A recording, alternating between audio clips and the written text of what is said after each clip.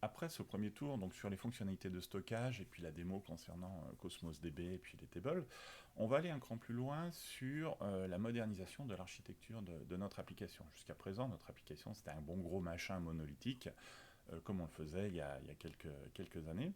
Et on souhaite le rendre beaucoup plus modulaire, on souhaite pouvoir profiter à fond d'un certain nombre de caractéristiques des clouds, et notamment d'Azure.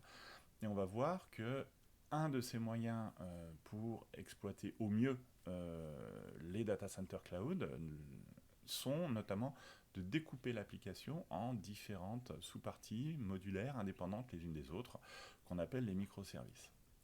Alors là, le choix qui est fait dans le cas de l'application Woodgrove, on a fait le choix d'isoler un microservice pour la gestion de l'identité. Et là, au lieu de le développer, on va capitaliser sur un service qui existe dans Azure. Donc on verra ça dans une petite session un peu après, sur la focus sur l'identité. Mais on a aussi fait le choix d'isoler un certain nombre de fonctionnalités métiers de l'application, en l'occurrence la gestion du catalogue, que l'on va implémenter sous la forme d'une application autonome et indépendante qui va communiquer avec le reste en exposant des API. Le découpage en microservices, alors en un slide, je ne vais pas pouvoir vous faire toute la vie et l'histoire des microservices. Il y a une littérature très abondante qui existe sur ce sujet. Ça reste quand même un des éléments clés pour profiter à plein des clouds et de leur capacité à monter en charge de manière indépendante un certain nombre de modèles applicatifs. La notion de microservice est souvent liée aussi au domaine DDD, au domaine driven design, qui consiste en fait à modéliser les applications en utilisant tout un ensemble de terminologies et de manière très étroite avec des experts métiers, des experts fonctionnels, afin que nos applications collent le plus possible aux besoins fonctionnels des métiers qui sont les commanditaires la plupart du temps. On ne fait pas une application pour se faire plaisir, même si quand on est dev on aime. Dans la vraie vie, une application répond toujours à des besoins métiers, à des besoins fonctionnels qui doivent être pris en charge. Il faut aussi retenir que le terme microservice, c'est une terminologie utilisée pour la conception et la structuration de l'architecture d'une application. Ce n'est pas une solution technique. Un microservice, ce n'est pas un container, ce n'est pas non plus Kubernetes, ce n'est pas non plus un exe, c'est une manière d'appréhender et de regrouper un ensemble de fonctionnalités que l'on va développer ensemble.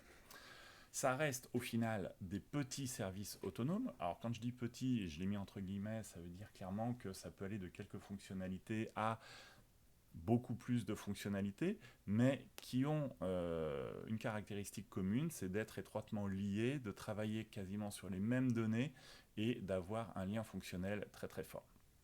Les microservices peuvent être implémentés dans des technos et des langages distincts, ce qui veut dire qu'en fonction des besoins des équipes, potentiellement, on peut choisir des langages, des frameworks différents.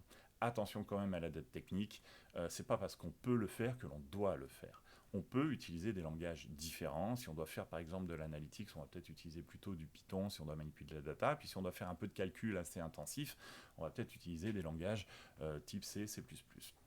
Voilà, mais il faut veiller aussi à ne pas augmenter la dette technique en multipliant les langages juste pour le plaisir. Un des avantages des microservices, c'est qu'ils vont être faiblement couplés, c'est-à-dire qu'on peut facilement remplacer un microservice par un autre microservice et que l'on peut mettre en place des patterns de communication, on verra ça un peu après, qui font que si un des microservices ne fonctionne plus correctement pour une raison X, un petit bug, ou tout simplement par exemple il y a une mise à jour qui est en train d'être déployée, le reste de l'application va continuer à fonctionner indépendamment du reste des autres microservices. Le microservice va être responsable de la persistance de ses propres données. Vu de l'extérieur, un microservice, c'est une boîte noire. Il a une API, j'appelle une API, je récupère des résultats à travers cette API-là, je ne sais pas comment ça marche dedans.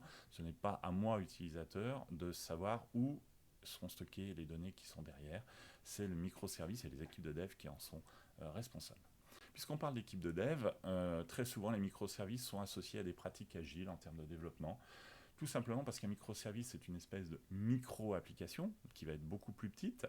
Un des un des qualificatifs que l'on trouve souvent quand on parle de microservices, on dit qu'il faut que ce soit une pizza team qui le développe.